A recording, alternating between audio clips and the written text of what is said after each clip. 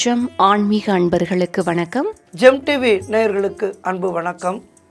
காஞ்சி மகா சுவாமிகள் ஒரு முறை சென்னையிலே தங்கியிருந்து தன்னுடைய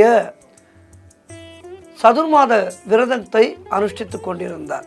இது நடந்தது 1956-57களிலே. அவர் தினம்தோறும் தன்னுடைய சத்சங்க உரைகளை மக்களுக்கு வழங்கி கொண்டிருந்தார். இவருடைய உரையை கேட்பதற்காக மக்கள் வெள்ளமாக வந்து கேட்டு பயனடைந்து கொண்டிருந்தார்கள். மக்களை நல்வழிப்படுத்தி கொண்டிருந்தார் தன்னுடைய சத்சங்க பிரசங்கத்தினாலே மகாபெரியவா.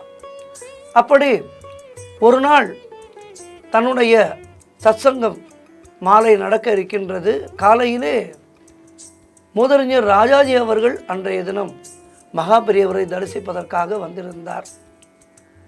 இருவரும் பேசிக்கொண்டிருந்தார்கள்.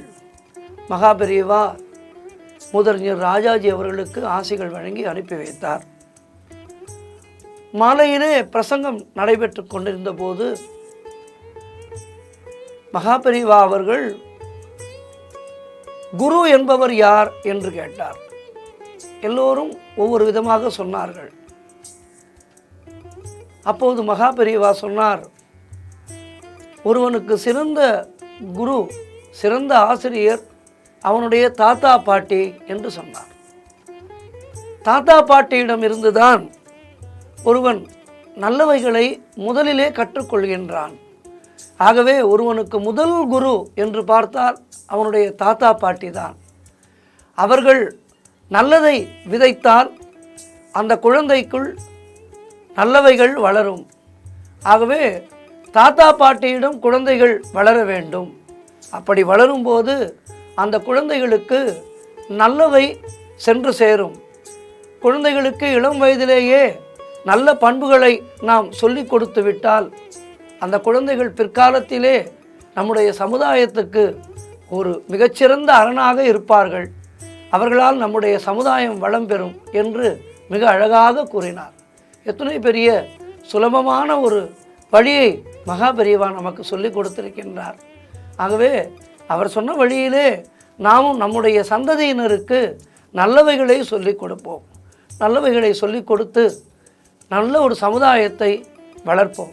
குழந்தைகளுக்கு ஆண் குழந்தைகளாக இருந்தால் அந்த குழந்தைகள் பெண்களிடம் எப்படி பழக வேண்டும், எப்படி நல்ல விதமாக நடந்து கொள்ள வேண்டும், துர்சிந்தனைகள் வராமல் நம்முடைய மனதை எப்படி காத்து கொள்ள வேண்டும் என்று ஆண் குழந்தைகளுக்கு சொல்லிக் கொடுத்து வளர்க்க வேண்டும். அதேபோல் பெண் குழந்தைகளுக்கும் தன்னை தான் எப்படி காத்து கொள்ள வேண்டும், ஆன்மீக ரீதியாக எந்தெந்த ஸ்லோகங்களை எல்லாம் சொல்ல வேண்டும், எப்படி தன்னுடைய மனதை கட்டுப்படுத்தி கொள்ள வேண்டும் என்பதை எல்லாம் பெண் குழந்தைகளுக்கு சொல்லி வளர்க்க வேண்டும். அப்படி வளர்த்தால் நம்முடைய சமுதாயத்திலே தீமைகள் நிச்சயமாக நடக்காது. ஆணும் பெண்ணும் சரிநிகர் சமானமாக பழகி நல்ல ஒரு சமுதாயத்தை, தீமையற்ற சமுதாயத்தை நாம் காணலாம் எதிர்காலத்திலே. ஆகவே மகாபெரியவா சொன்ன அந்த நற்போதனைகளை ஏற்று நல்வழியிலே நடப்போம். நன்றி, வணக்கம்.